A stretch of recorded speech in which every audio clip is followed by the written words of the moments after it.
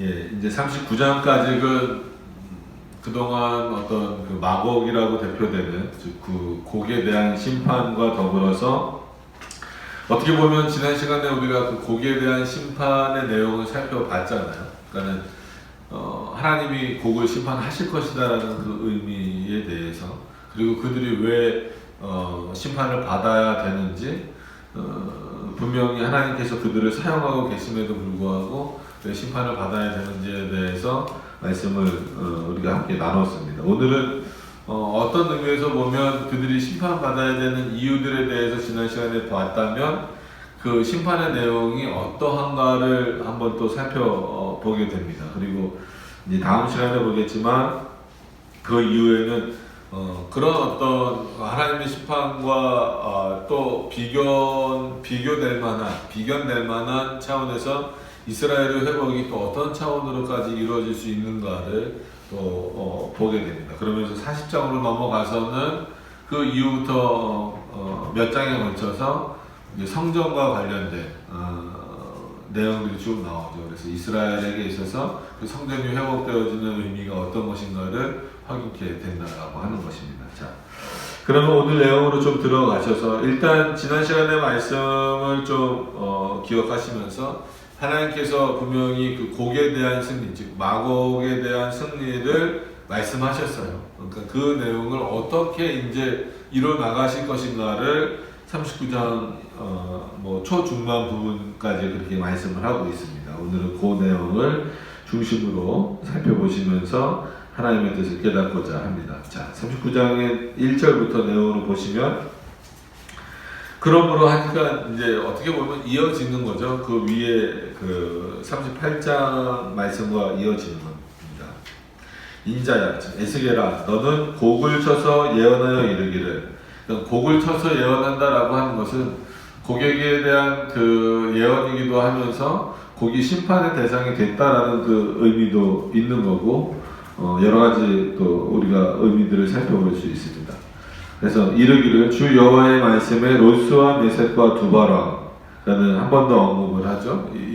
이렇게 곡이라고 하는 그 인물은 보통 뭐 롯스 왕이라고 많이 알려져 있긴 하지만 이런 여러 민족의 연합군을 지휘하는 그러니까 그런 인물이다라고 하는 거예요. 그러니까 늘 말씀드리지만 그래서 이런 부분들을 종말론하고 잘못 연결시키면 바로 이게 이제 어떤 그 적그리스도의 표상처럼 보이는 거죠. 물론 이스라엘을 대적하고 하나님을 대적하니까 어떤 그 적그리스도의 표상이 전혀 없는 건 아니지만, 그렇다라고 해서 이게 너무 종말론적인 어떤 내용으로 풀어줘서는 안 된다라고 여러 번 말씀을 드렸습니다. 오늘도 7년이란 뭐 7회 이런 표현이 많이 나와요. 그러니까 사람들은 너무 그게 이제 우리 머릿속에 솔직히 많이 박혀 있어요. 한국 교회에서는 이 7년 대화란 뭐 이런 게 너무 많이 박혀 있다 보니까 분명히 우리가 무천년설의 입장에서 읽고, 특히나 우리 대신교단은 공식적으로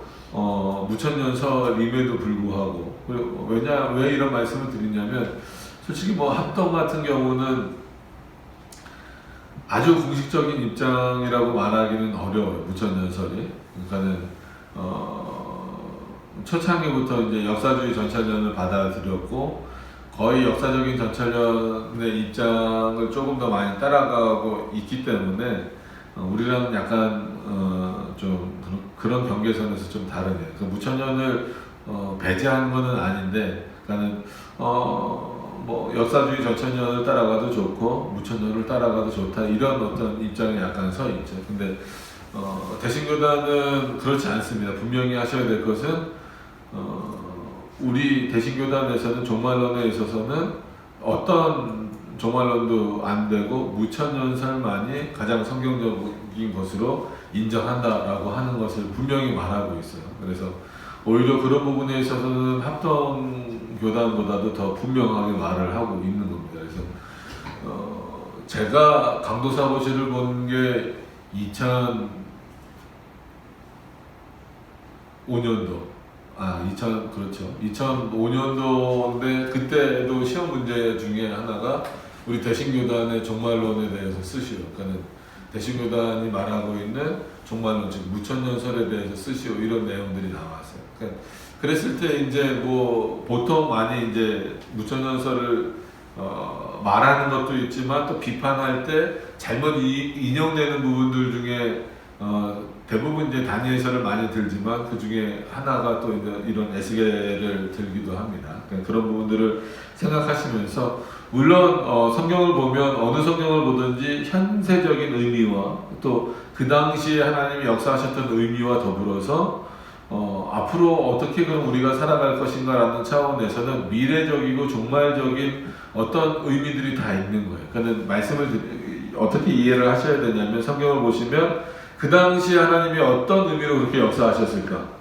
이거는 단순히 과거의 역사를 보자라는 차원 정도가 아니라 그때나 지금이나 동일하게 살아계신 하나님께서 그때에 어떻게 역사하셨는가를 보는 것이 지금 우리 삶에 있어서도 우리 신앙에 있어서도 굉장히 중요하다는 의미에서 그 당시 하나님의 역사를 살펴보는 것이 중요합니다. 그리고 두 번째로는 그럼 그때 역사하셨던 하나님이 지금도 살아계신다는 차원에서 똑같은 방식으로 역사하시지는 않는다 할지라도 그런 의미가 뭘까를 살펴보는 것이 굉장히 중요하다라는 것이고 그러면은 그 하나님께서 또 미래에도 즉 그리스도가 이 땅에 재림하시는 어떤 그런 방식들을 통하여서 심판주도 되시고 우리의 구원주도 되시는 그런 어떤 차원에서 그런 미래적 차원으로 우리가 어떻게 이 하나님의 말씀을 이해할 것인가가 동시적으로 있어야 돼요. 그러니까 이 부분은 종말론과 연결되어 있으니까 미래적인 것으로 해석해야 되고 이거는 우리들의 삶과 연결되어 있으니까 우리에게 적용되는 부분이고 이거는 마치 그러니까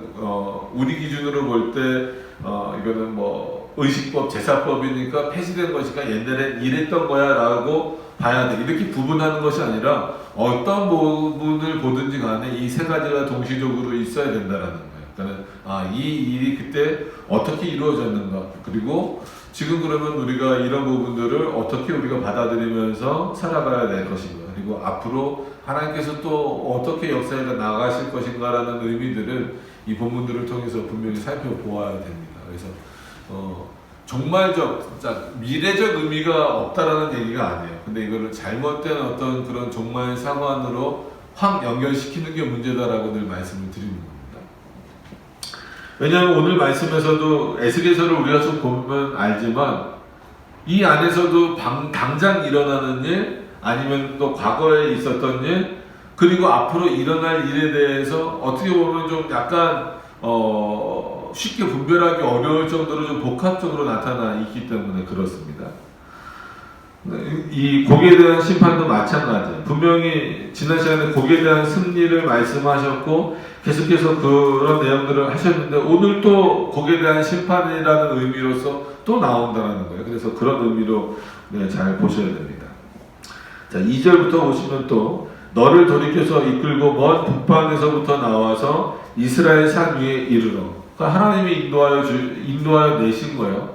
어떻게 사용하기 위해서? 도구로. 근데 그럴 때에는 악한 도구다라는 표현을 반드시 쓰셔야 됩니다. 그러니까 그럼 하나님이 악하냐라고 했을 때 그렇진 않고 하나님께서는 자신의 뜻대로 역사하시지만 왜 악한 도구냐면 하나님이 악하게 쓰시는 어떤 그런 의미도 있겠지만 본질적으로 이 사람들이 갖고 있는 의도와 목적 자체가 악하다라는 인간은 어려서부터 악하다라는 그런 의미를 갖고 있는 것처럼 그래서 칼빈은 이제 먼 원인, 가까운 원인이라고 하는 것을 피기우스와의 논쟁에서 늘 말하면서도 어떤 의미에서는 굉장히 그 논쟁을 위해서는 필요한 의미지만 굉장히 조심스럽게 사용하고 있어요. 그래서 그 원인이라고 했을 때 마치 인간의 단순한 원인을 사용하시는 정도로만 이해하시면 안 되고 어떤 의미에서 원인은 그냥 하나님께만 돌리고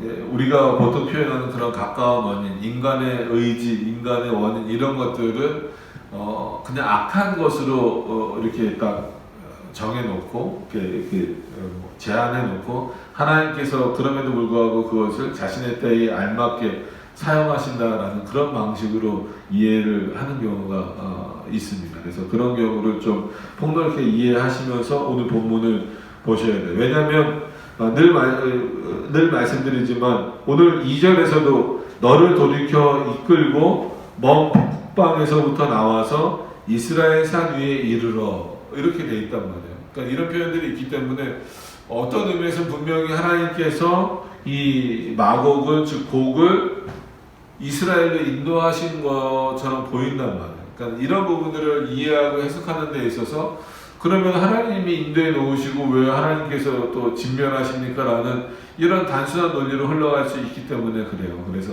우리가 계속 이 부분을 보면서 반복적으로 그 말씀을 드리는 이유가 여기 있습니다. 오늘도 마찬가지. 이건 단순히 그러면 이거를 그냥 하나님이 곡을 인도하셔서 이스라엘로 인도하셨는데 그 결과물이 그들을 다 진멸시키는 거다. 이렇게 단순한 논리로 가버리면 하나님은 이상한 하나님이 되어버린다는 그러니까 그런 부분들을 분명히 또 이해하시면서 오늘 본문을 보셔야 돼요.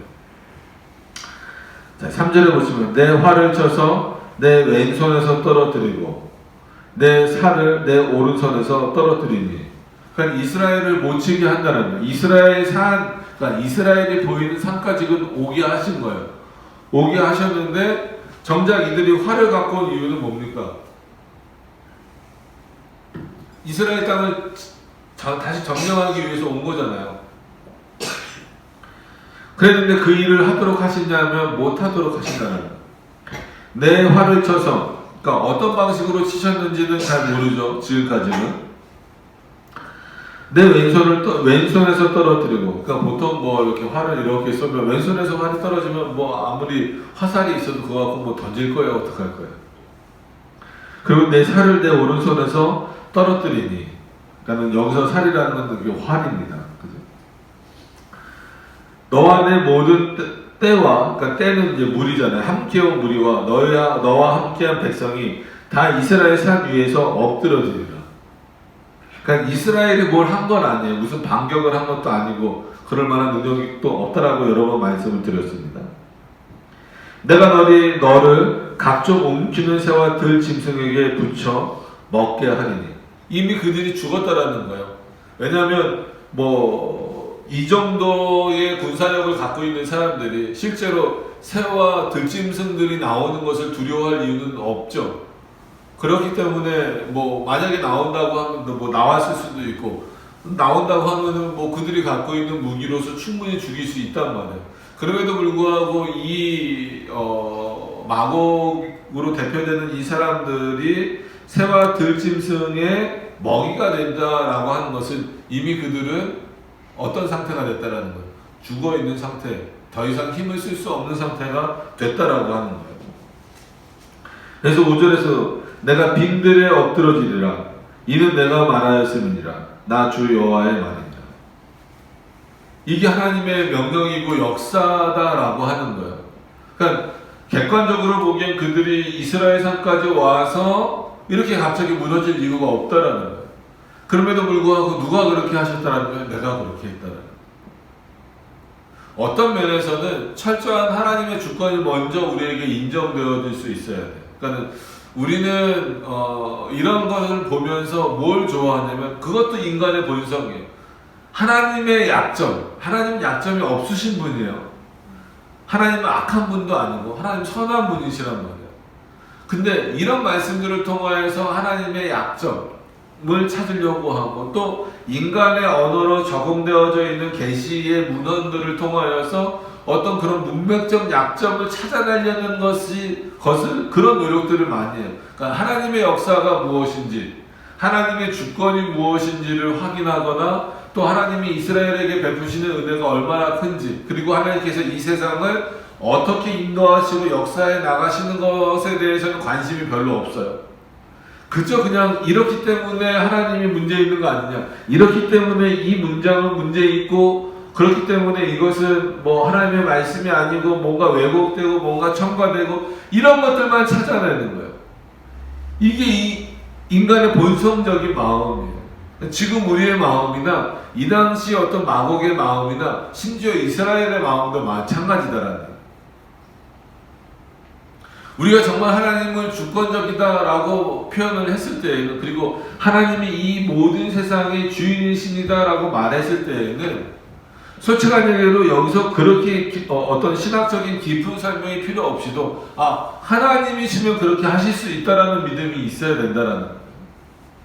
그래서 우리가 오히려 기독교 강연도 쭉 보지만 앞으로는 이제 계속 보면서 나올 얘기지만 하나님은 지금도 살아서 역사하셔서 오늘도 해를 뜨게 하시고 우리의 발걸음을 인도하시고 우리에게 생명을 부어주시는 분이더라는 거예요. 근데 우리가 얼마나 그것을 인식하며 살았다는 거죠. 오늘 심지어 주일임에도 불구하고 아침에 일어나서 이 해가 뜨는 것도 하나님이 하셨고 이 날을 주신 것도 하나님이 하셨다라고 깊이 생각하고 감사하는 경우가 얼마나 있어요. 솔직한 얘기로 저도 별로 없습니다. 냉정하게 말씀드리면 설교 준비를 아무리 하고 예배 준비를 미리 다 했어도 그러니까 이런 게 핑계거리가 되는 거예요. 목사이니까 더 미리 준비하고 다시 와서 하나님의 말씀 한 번 더 보고 한 번 더 살펴보고 요즘에 이제 코로나 때문에 또 단계 격상되고 그러니까 또 뭐가 잘 준비됐나 또 이거 소독은 잘 됐나 이런 거 살펴보고 정작 그런 거 하다 보니까 뭘 놓치는 거예요. 오늘도 하나님이 나를 부르셨구나. 또 나를 세우셔서 하나님의 말씀을 전하도록 하셨구나. 어떻게 보면 가장 기초되고 중요한 이런 내용들을 오히려 하나님의 일을 한다고 하면서 하나님의 예배를 하나님께 드려지는 예배를 준비한다라고 하면서 기초적인 것을 놓칠 때가 있다라는 거예요. 그러니까 우리의 삶이 대부분 그런 방식인 경우가 많다라는 거죠. 그래서 이런 본문을 보면서도 하나님이 모든 걸 다 하실 수 있구나. 그리고 이 모든 역사가 하나님의 주권 안에 있구나라고 하는 것을 여러분 기본적으로 마음속에 잘 새겨 넣으실 수 있기를 바랍니다. 그래서 6절로 일단 넘어가서 또 보시면 내가 또 불을 마곡과 및 섬에서 섬에 평안히 거하는 자에게 내리리니 그들이 나를 여호와인 줄 알리라. 이거는 어떤 의미냐면 그러니까 우리가 이 마곡으로 대표되는 게 벌써 여기 나온 것만 해도 로스와 메섹과 두발이라는 민족이잖아요. 그리고 그들은 북방에서 이렇게 왔지만 어떻게 보면 이스라엘 주변 나라들도 여러분 그렇죠. 전쟁을 하려면 이스라엘 주변 나라들의 도움이 없이는 가능합니까? 불가능합니까? 그때나 지금이나 불가능해요. 어떤 전쟁이든지 길을 열어주면 안 돼요. 지금도 각 나라마다 영공이 있고 또 영해가 있고 이렇잖아요. 하늘도 다 땅만 정해져 있는 게 아니잖아요. 그러면 예를 들어서 전쟁을 하려면 다른 나라의 바다나 다른 나라의 그 공중길을 이용해야 되잖아요. 이때도 마찬가지였다라는 거예요. 그러니까 그렇게 북방에서 이스라엘로 갑자기 날아올 수도 없는 거잖아요. 그러면 그 오는 길 가운데에서 수많은 민족들의 동의를 구해야 돼요. 그게 이제 군대가 크니까 동의보다도 그냥 누르면서 왔을 수도 있지만 어떤 면에서는 그렇게 직접적으로 참여한 나라든지 아니면 이스라엘이 멸망되도록 그 길을 터줬던 민족이든지 간에 그들은 평안하게 있잖아요.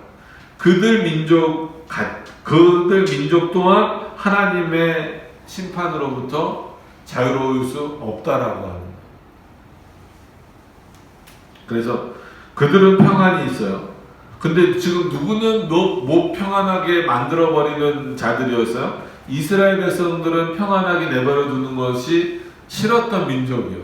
그러니까 자기네들은 평안이 있으면서 그래 이스라엘은 가서 쳐라 이런 방식이었더라. 그러니까 하나님께서 단순히 마곡의 군사들 뿐만 아니라 그 지역에 남아있던 그 주변 민족이든지 간에 이스라엘을 치는 것에 대해서 전혀 어떤 반대도 없이 오히려 찬성하고 있었던 민족들을 향하여서 그 민족들까지도 멸망시키시는 어떤 그런 내용들이다라고 하는 거예요. 그래서 이런 것들을 이제 우리가 지금 시대로 확대시켜서 생각을 해보면 하나님께서 자신의 교회를 사랑하시는 방식이 어떤 방식일까라고 했을 때 그 교회를 지키신다라고 했을 때는 우리에게 한량없는 은혜를 베풀어 주시면서도 동시에 이 세상에 대한 심판은 지금 당장 아니더라도 어떤 식으로든지 반드시 이루어질 것이다라고 하는 거예요. 그러니까 세상을 향하여서 직접적으로 비판하고 비난하고 공격하는 자들이 있단 말이에요.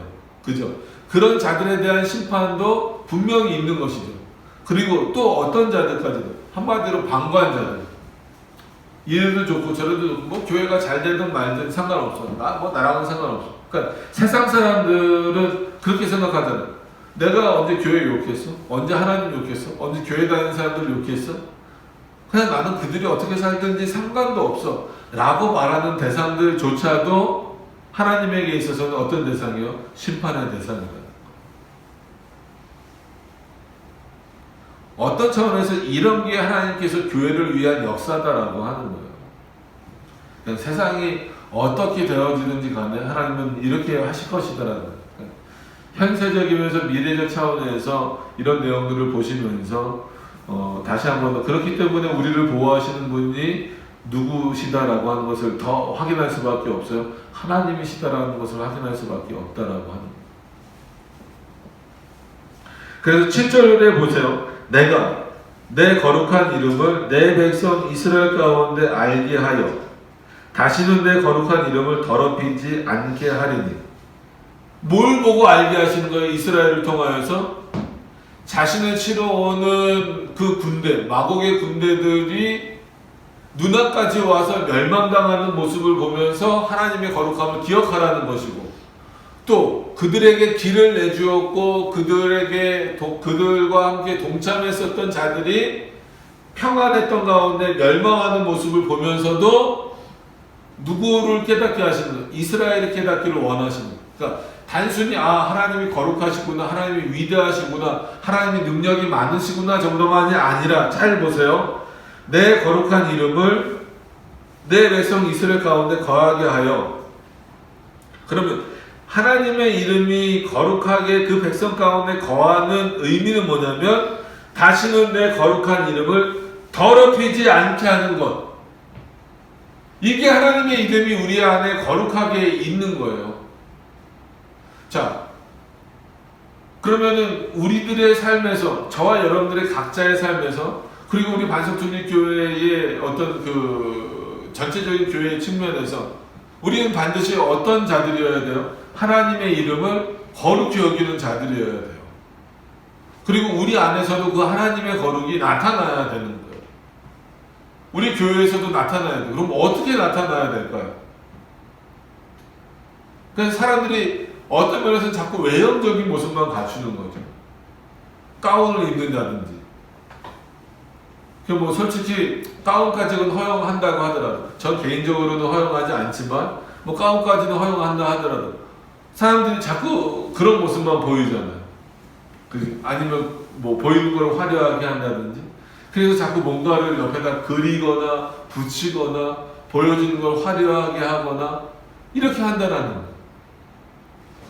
뭐 성찬을 할 때도 뭔가 좀 더 화려하게 하려고 하고, 아니면 아니면 아주 너무 이제 또 엄숙하고 거룩하게 보이기 위하여서 그런 어떤 장치들을 하는 어떤 그런 방식들이 있다라는 거예요. 물론 보여지는 것도 당연히 거룩해야죠. 여기서 함부로 옷도 함부로 입고 오거나 함부로 뭔가를 할 수는 또 없잖아요. 그럼에도 불구하고 오늘 이 말씀을 비춰봤을 때에는 다시는 그의 이름을 더럽히지 않는 방식이라. 즉 하나님이 원하시지 않는 일들을 이제 더 이상 하지 않게 하시는 거예요. 즉 이스라엘로 하여금 오늘 이 말씀을 통하여서 늘 말씀드리는 것처럼 단순히 고기 멸망당했습니다. 이것으로 끝나버리면 안 된다라고 말씀드렸잖아요.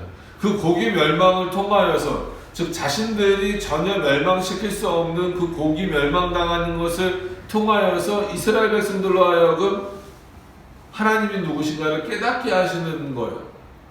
그리고 그 깨달음이 진정한 의미로서 남아있으려면 다시는 그 하나님의 거룩함을 더럽히지 않는 방식으로 남아있어야 된다는 거예요. 또 교회가 지금도 열심히 그런 부분에서 힘써야 된다는 거예요.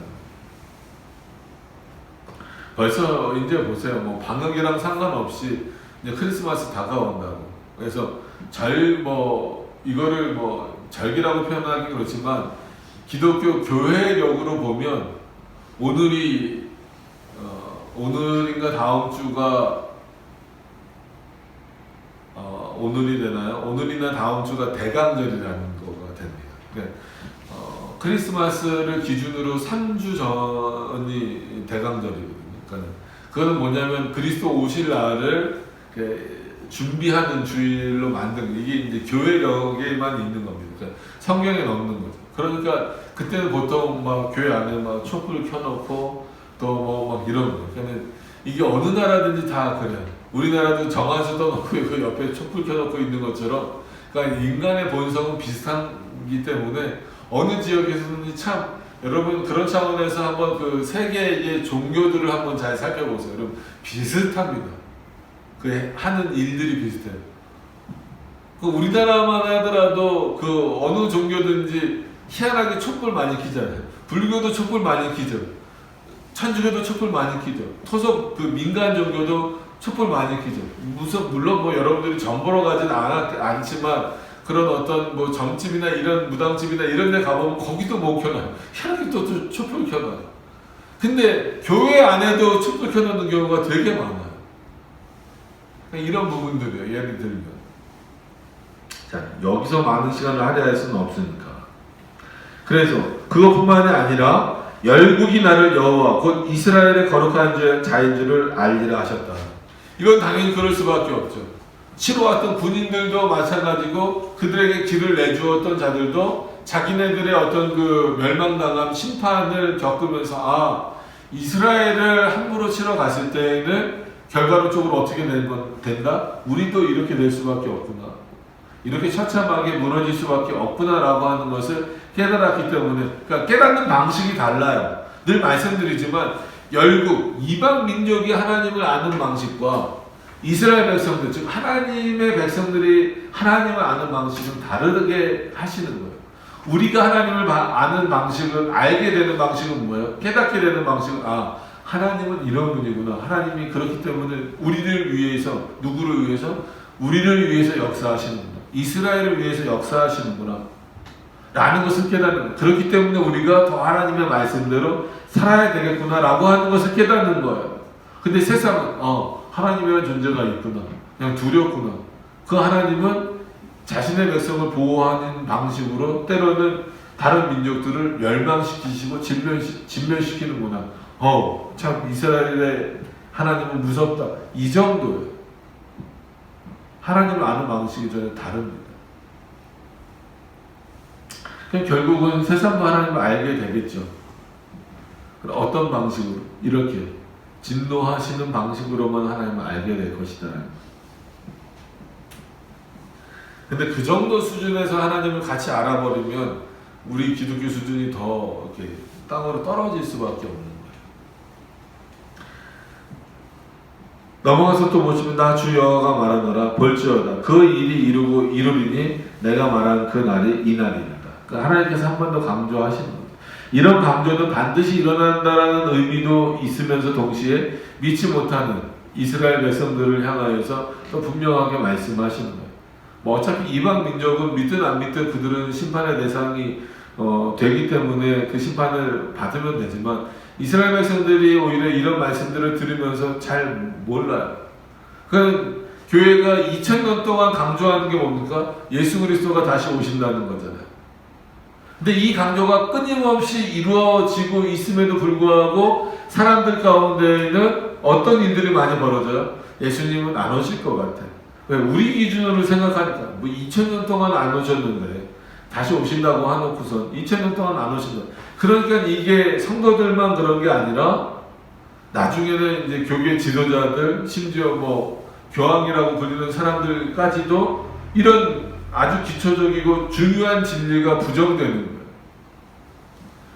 그래서 뭐 몇 년 된 거지만 설문조사들 해보면 점점 이 퍼센테이지가 낮아져요.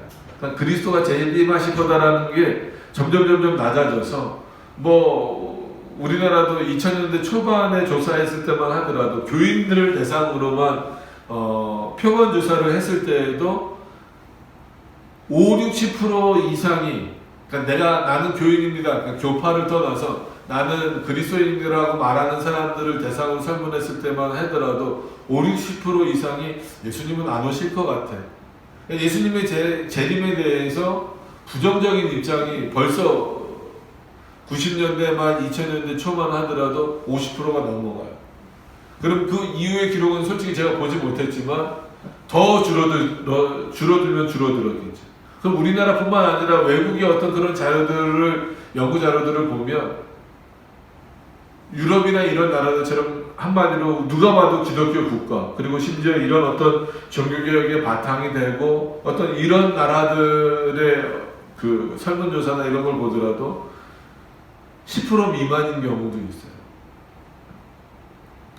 근데 안타까운 것은 세월이 지나서 인간의 본성이 그것을 못 따라가서 그런 연약함 때문에 또 악함 때문에 그런 현상이 발생되는 것도 있지만 이젠 더 이상 교회에서 그리스도의 재림에 대해서 하나님의 역사하심에 대해서 말하는 것이 점점 줄어들어가는 거예요. 강조점이 줄어들어가는 거예요. 그러다 보니까 교회는 그냥 일상생활, 그냥 종교생활 하는 곳으로 바뀌어지는 경우가 많다라는 거죠. 그래서 구약성경에 특히 많이 보시면 많이 나오는 내용이지만 하나님이 자신을 소개하실 때 어떻게 소개하십니까? 나는 너희를 애굽에서 인도하여 낸 여호와라. 그걸 반복적으로 말씀하시는 이유가 뭘까요? 이스라엘이 그거 알아요 라고 말할 수도 있지만 끊임없이 그걸 반복해야지면서 계속해서 그것을 되새겨야 된다는 의미도 있지만 하나님께서 군데 또 뭐라고 말씀하시냐면 내가 나를 다시 너희들에게 이렇게 소개하는 것은 너희의 열조들이, 즉 이스라엘의 조상들이, 지금 가깝게 말하면 너희들의 부모들이 뭘 안 가르친다 너희에게. 하나님은 우리를 애굽에서 인도하여 낸 분이야 라고 알려주지 않기 때문에 너희가 그렇게 하나님을 인식하지 못하고 그 하나님을 다 잊어버렸다는 거예요. 지금도 교회 안에서 특히나 어린아이들 아니면 초신자들 아니면 신앙생활을 아무리 오래 하더라도 그 하나님의 말씀의 기초적인 내용들이 끊임없이 반복되어져서 설명되어지고 설교되어지고 교육되어지지 않으면 그 결과는 어떻게 나타날까요? 기독교가 완전히 무너지는 방식으로 나타날 수밖에 없고 하나님의 거룩을 더럽혀지는 방식으로 나타날 수밖에 없어요. 이런 부분들에 대해서는 관심이 별로 없습니다. 하나님의 일이, 하나님의 역사가 반드시 이루어질 것이라는 믿음이 과연 우리에게 얼마만큼이나 있느냐는 거예요. 이건 우리 스스로가 한번 깊이 생각해 보셔야 됩니다. 다른 사람을 판단하기 이전에 저는 설교하는 입장에서 또 교회 전체를 바라봐야 되는 입장에서 말씀을 드린 우리 교회가 어떤가를 봐야 되지만 개인적으로 내가 과연 얼마만큼 이 말씀을 믿고 있는가. 이런 8절 하나에서도 나 주 여호와가 말하노라 볼지어다 그 일이 이루고 이르니라. 왜냐하면 내가 말했기 때문이다. 그리고 그 날이 지금이다라는 거예요. 자, 9절로 이제 넘어가서 보시겠습니다. 이스라엘 성읍들에 거한 자가 나가서 그 병기를 불피워 사르되 큰 방패와 작은 방패와 활과 살과 몽둥이와 창을 취하여 7년 동안 불피우리라. 여러분, 왜 이 7년을 바로 7년 대환란이라든지 이런 것으로 연결시키면 안 돼요. 실제 7년이라고 생각하면 안 됩니다. 긴 시간이라고 생각해야 되는 이유가 뭘까요? 그래서 가끔 질문들을 하세요. 왜 성경의 어떤 부분은 문자적으로 우리가 이해를 해야 되고 왜 어떤 부분들은 상징적으로 이해를 해야 됩니까? 분명히 문자적으로 이해해야 될 부분은 사실 자체를 말하는 부분에 있어서까지도 그거를 비유적으로 이해할 수는 없잖아요. 그리고 하나님이 또 환상이나 이런 것으로 보여주신 것을 또 문자적으로 이해할 수는 없잖아요. 이렇게 분명하게 나타나는 것도 있지만 오늘 말씀처럼 좀 약간 어떻게 봐야 될지 애매한 부분들이 있기는 해요. 그랬을 때는 어떻게 보셔야 되냐면 약간의 상식선에서 보시면 돼요. 자, 보세요. 자, 이스라엘 구절을 보세요. 그래야 그 뒷부분이 또 이해가 됩니다. 이스라엘 성읍들에 거한 자가 나와서, 그러니까 이스라엘 백성들이 나간 거잖아요. 그러니까 이렇게 나갈 수 있는 이유가 뭡니까? 마국의 군대가 멸망당했기 때문이에요. 하나님이 그들을 멸망시키셨어요. 그러면 나가서 그 병기를 불태워 사려는 거예요. 그들의 무기를 다 갖고 오는 거잖아요. 갖고 온다라고 보다는 거기서 불태우는 거잖아요. 불태워 사르되 큰 방패와 작은 방패와 활과 살과 몽둥이와 창을 취하여 7년 동안 불 피운다. 여러분, 아무리 많은 그 군대였어도 7년 동안 불이 탈 수 있을까요? 만약에 이거를 문자적으로 본다면 어떤 방식일 수 있겠어요? 한번 생각을 해보세요. 보통 그때는 뭐 철도 있지만 대부분 나무가 많잖아요. 그럼 철은 철대로 구별하고 나무는 나무대로 쌓아 놓고 그거를 7년 동안 나눠서 뭐 이렇게 땔감으로 사용했다. 굳이 이해한다면 이 정도겠지만 오늘 본문은 그게 아니잖아요. 그들의 무기를 그냥 그 자리에서 불태운 거예요. 여기서 7년이라는 굉장히 오랜 시간을 의미하는 거예요. 왜냐하면 워낙 많은 무기들이, 워낙 많은 그 사람들이, 그 군대가 무기를 갖고 왔기 때문에 무기의 양이 엄청 많아요. 그래서 마치 7년 정도 불타는 것과 같이 불이 탔다라는 의미입니다. 이게 그렇게 이해하셔야지 정말 7년이라고 생각하시면 안 돼요. 자, 이와 같이 10절에 이와 같이 그 병기로 불을 피울 것이므로 그들이 들에서 나무를 취하지 아니하며 삼림에서 벌목하지 아니하겠고 전에 자기에게서 약탈하던 자의 것을 약탈하며 전에 자기에게서 늑탈하던 자의 것을 늑탈하리라. 나 주 여호와의 말이니라. 뭐예요? 이제는 이스라엘 백성들이 어떻게 한다라는 거예요? 그들의 병기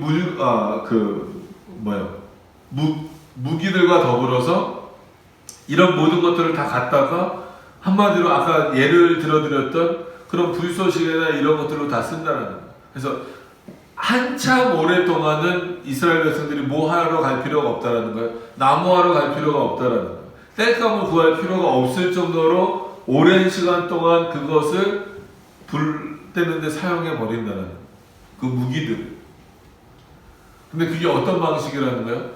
이스라엘을 약탈했던 자들의 방식처럼 다시금 그들의 것을 약탈해서 가지고 와서 불태운다는 거예요. 그러니까 하나님이 이스라엘을 회복시켜 주실 때 이렇게 회복시켜 주시는 거고, 그 다음에 이들이 멸망당할 때는 아주 처절하게 멸망당하는 거예요. 그러니까 여기서 극명한 대조를 다음 주에 조금 더 말씀드리겠지만, 극명한 대조, 그러니까 하나님이 자신의 백성을 회복시키신다라고 하는 것은 정말 그들을 눈에 보이게도 아주 풍성케 하시는 어떤 회복이다라고 한다면, 반대로 자신의 백성을 치려고 했던 자들을 멸망시키실 때에는 그 하나님의 심판은 어느 누구도 견딜 수 없을 만큼의 처절합니다.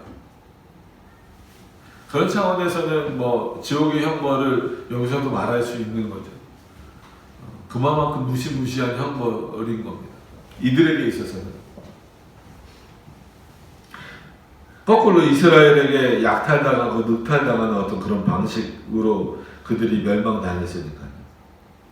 그래서 그날에 내가 곡을 위하여 이스라엘 땅 곧 바다 동편 사람이 통행하는 골짜기를 매장지로 줄이니 통행하던 곳이 막힐 것이라. 이제 더 이상 안 간다라는 겁니다. 거기 사람 매장지에 여러분 가겠어요?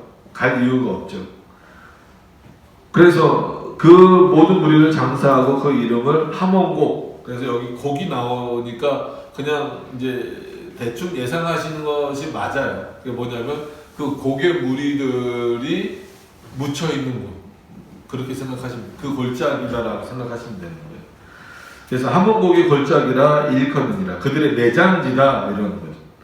그래서 이스라엘 족속이 7달 동안에 그들을 장사하여 그 땅을 정결케 할 것이라. 그러니까 이것도 굉장히 오랜 시간인 거죠. 지금처럼 지금도 여러 장비가 있어도 매장하는 거 쉽지 않잖아요. 그러니까 여러분 가끔 이제 TV나 이런 거 보시면 뭐 사람 매장하는 건 아니지만 뭐 AI 된다. 그 조류독감이든지 AI 맞나요? 하여튼 조류독감이든지 이런 거 뭐 돼지 열병이든 이런 거 걸리면 살처분한다 그러잖아요. 그런 거 하는 거 없어. 얼마나 힘들고 오랜 시간 걸립니까? 지금처럼 장비가 많아도. 근데 이때처럼 일일이 다 옮겨서 매장하고 묻어야 되는데 그러면은 얕게 묻으면 어떻게 돼요? 거기서 나오는 악취부터 해서 못 쓰잖아요. 그럼 깊게 파고 거기다 막 사람들을 묻고 이런 일들을 하려면 그건 굉장히 오랜 시간이 걸리는 거예요. 그렇게 이해하셔야 됩니다. 여러분 7달 동안 계속 이 일만 하고 있으면 이건 이스라엘에게 있어서도 좋은 일이 아니에요. 여러분 생각해 보세요. 이거 7달 동안 죽은 사람은 계속 묻고 있다고 생각해 보세요. 그렇게 뭐 이걸 그런 차원에서 이런 부분들을 문자적으로 보는 건 옳지 않다라는 거예요. 그러니까 매장하는 거는 실제 일이죠. 근데 7달이다 앞에 나온 것처럼 7년 동안 뭐 떼값으로 썼다 이 얘기는 오랜 기간 그렇게 했다라는 것을 이해를 하셔야 돼요. 그래서 이스라엘 족속이 7달 동안에 그들을 장사하여 그 땅을 정결케 할 것이라.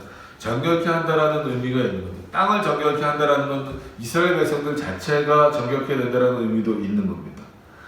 그 땅 모든 백성이 그들을 장사하고 그들로 말미암아 이름을 얻으리니 이는 나의 영광이 나타나는 날이라. 나 주 여호와의 말이니라. 그러니까 이름을 얻는다라는 것은 이스라엘이 높여진다라는 의미도 있는 거죠. 그러나 거기서는 하나님이 결국 높아지는 어떤 방식으로 이스라엘을 도우시는 하나님이시구나 라는 방식으로 하면 결국 누가 높아지는 거예요? 이스라엘이 높아지는 거예요. 저와 여러분들이 높아질 수 있는 것은 결국은 하나님께 영광 돌리는 것 이외에는 그런 차원에서 없어요. 우리가 높아지려고 해서도 당연히 안 되지. 14절로 넘어가서 보시면 그들이 사람을 택하여 그 땅을 늘 순행하여 장사한 사람으로 더불어 지면에 남아있는 시체를 장사하여 그 땅을 정결케 할 것이니까. 얼마나 많았으면 이스라엘이 혼자 다 못하고 그들 중에서 이제 뭐 순찰하는 사람을 택해서 돌아다니면서 아직도 몸 묻혀져 있는 그런 시체들을 땅에 묻는, 그러니까 어마어마한 사람들이 죽었다라는 거잖아요. 7달 후에 그들이 살펴보되, 이것도 뭐 실제 이 7달은 뭐 실제라고 표현할 수도 있겠지만 그런 어느 정도 시간이 지난 이후에 다시 살펴볼 때에 15절에 순행하는 자가 그 땅을 통행하다가 사람의 뼈를 보면, 그때도 있을 수 있다는, 그 곁에 표를 세워 장사하는 자로 와서 하몬과 골짜기 장사하게 할 것이요. 아까 말했던 그 장소죠. 성의 이름도 하모나라 하리라. 하모나, 그러니까 마찬가지입니다. 그러니까 그들의 무리들이 있는 것이다 라고 할 것이다 라는 거죠. 그들이 이와 같이 그 땅을 정결케 하리라 라고 하는, 그러니까 이방 민족을 완전히 없애는 방식을 통하여서 하나님의 거룩을 드러내신다 라고 하는 거예요. 누구를 통해서? 이스라엘 백성들을 통해서 그렇게 하신다는 거예요. 그러니까 어떤 의미에서 보면 여기까지가 실제적으로 이 마곡을 직면하시는 내용이잖아요. 아주 좀 구체적으로 나왔어요.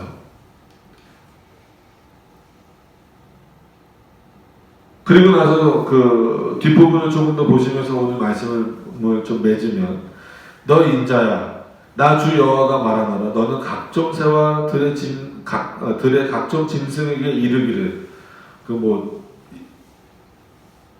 짐승들하고 대화할 것도 아니고, 이거는 하나님이 그렇게 하신다라는 의미를 말하는 거죠. 너희는 모여오라. 내가 너희를 위한 잔치, 곧 이스라엘 산 위에 예비한 큰 잔치로 너희는 사방에 모여서 고기를 먹으며 피를 마실지어다. 이게 얼마나 비참한 것이. 이 어떤 면에서는 비유잖아요. 그러니까 여기서 이 고기는 뭐겠어요? 한마디로 그 마곡의 시체들이죠.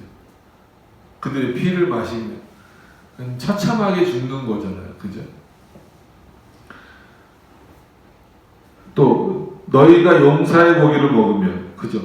용사일 수밖에 없죠. 다 군인들이었습니다. 군대들이었습니다.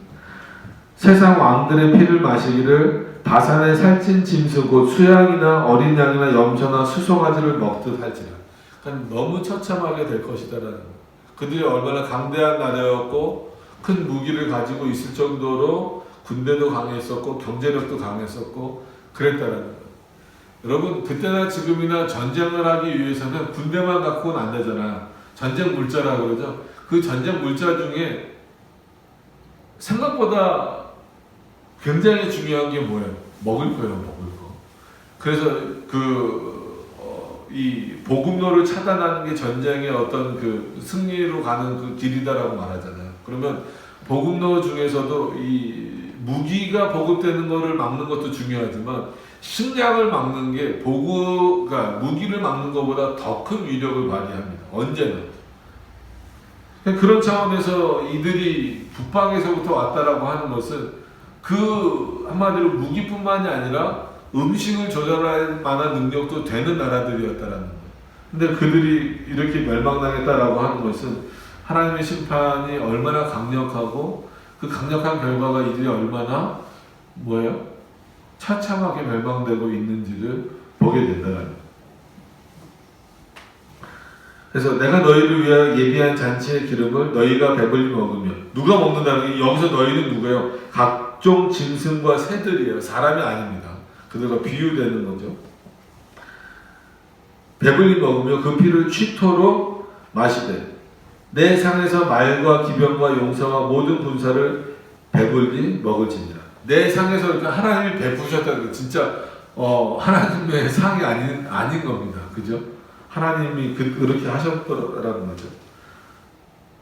이것이 누구의 말이니라? 나 주 여호와의 말이니라.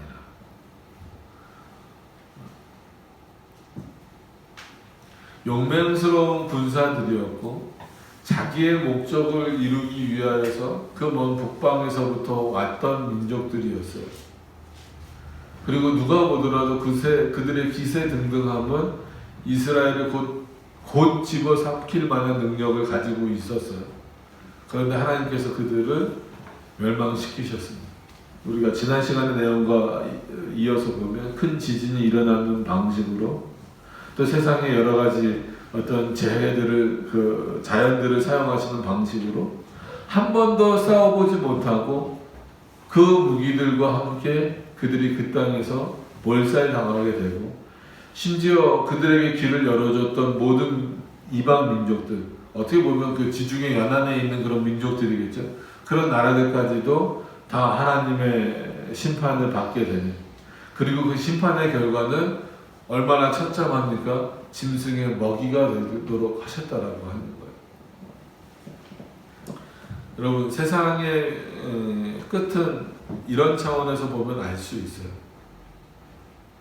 단순한 어떤 잘못된 종말의 사관이 아니라 우리의 미래적 어떤 차원에서 보면 결국은 하나님이 세상을 어떻게 사용하시고 어떻게 심판하시는가라고 했을 때에는 그들의 악함을 사용하시고 도구로서 사용하시지만 결국은 그들을 멸망시키신다라는 거예요. 그럼 누구를 위해서 그렇게 하시냐라고 했을 때 자신의 백성을 위해서. 그러니까 이런 말씀들이 있기 때문에 세상은 교회를 미워할 수밖에 없어요. 이 내용을 믿음 없이 보면은 어떤 하나님이 될 수밖에 없습니까? 못된 하나님이 될 수밖에 없어요. 이상한 하나님, 나쁜 하나님이 될 수밖에 없다라는 거예요. 우리를 인도하시고 우리를 보호하시고 우리를 지키시는 하나님, 그 하나님이 주신 믿음의 눈으로 이 하나님이 바라봐져야 우리를 도우시는 분이구나. 왜냐하면 세상은 언제나 어느 때나 우리를 넘어뜨리려고 하잖아요. 진짜 우는 사자와 같이 우리 주변을 맴돌잖아요. 그런데 하나님이 그들을 멸망시키셨다라고 해서 우리조차도 그런 하나님을 향하여서 우리를 위해서 그렇게 하신 건데 그들이 멸망당하는 것을 보고 그들이 무너지는 것을 보고 하나님 나쁜 하나님이네 라고 말할 수는 없잖아요. 그게 하나님이 우리를 지키시는 방식이에요. 하나님이 교회를 지키시는 방식이 그렇습니다.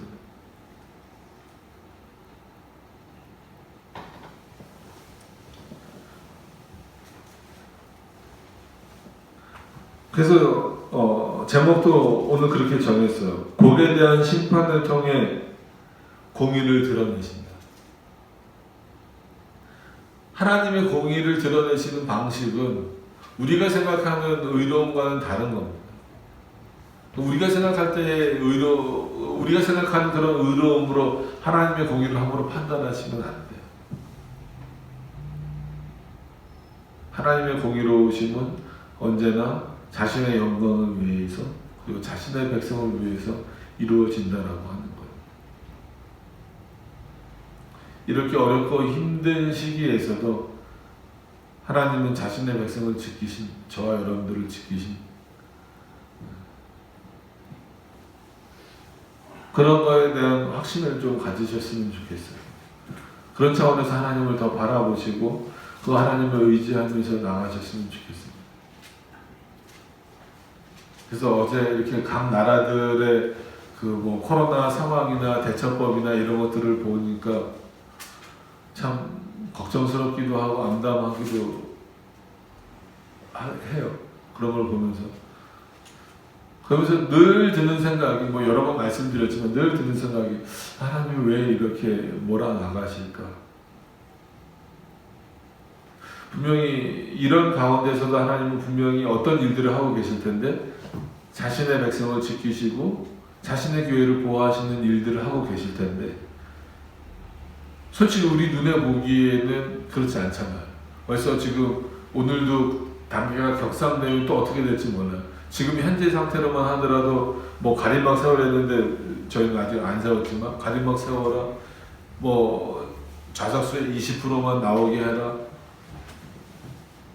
물론 뭐 교회만 그런 건 아니고 여러 것도 많이 그렇게 하지만 그럼 왜 이렇게 하실까? 왜 이런 과정을 거쳐나가게 하실까?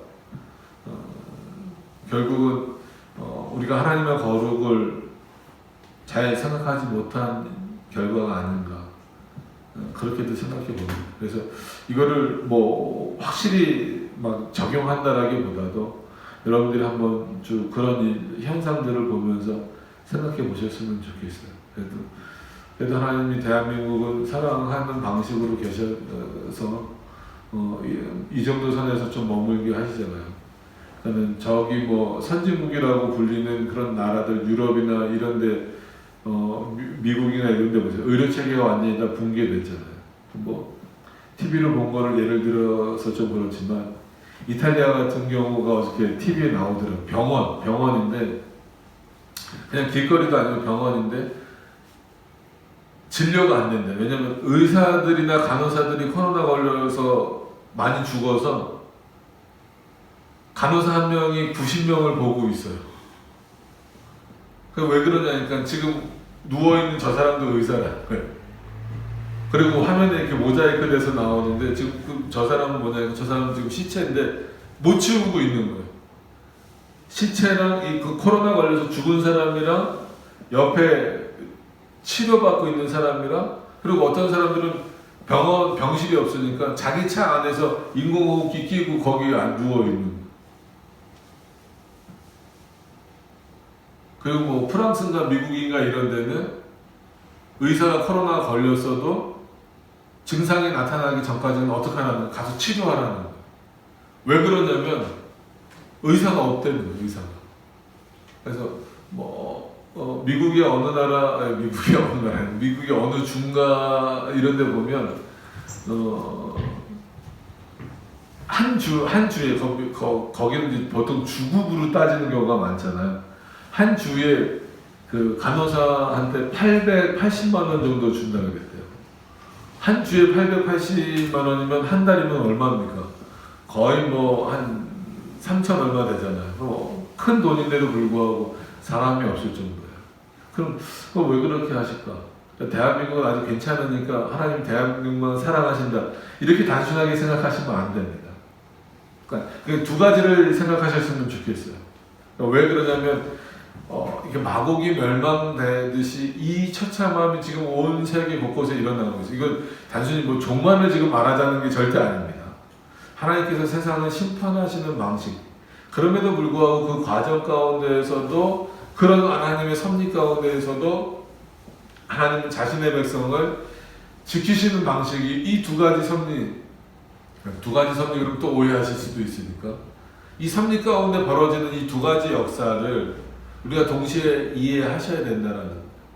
그래서 하나님의 공의가 드러나면 세상에서는 하나님의 공의가 드러나면서 동시에 자신의 백성으로 하여금 그렇기 때문에 더 하나님의 말씀을 지키고 그 하나님의 거룩함을 어떻게 하지 않도록 오늘 이 몇 절이요? 7절 말씀에 있는 것처럼 더럽히지 않게 하시기 위하여서 우리를 더 단단히 묶어 나가신다라고 하는 것을 저와 여러분들이 기억했으면 좋겠습니다. 그래서 이럴 때일수록 하나님을 더 의지하시기를 바라고 공의로우신 하나님의 그 역사를 바라보시면서 더 겸손해질 수밖에 없다라고 하는 것을 확인하셨으면 좋겠습니다.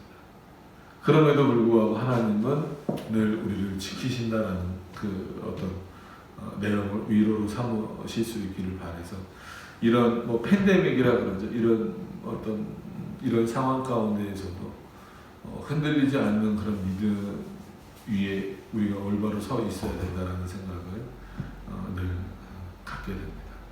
우리 기도하도록 하겠습니다.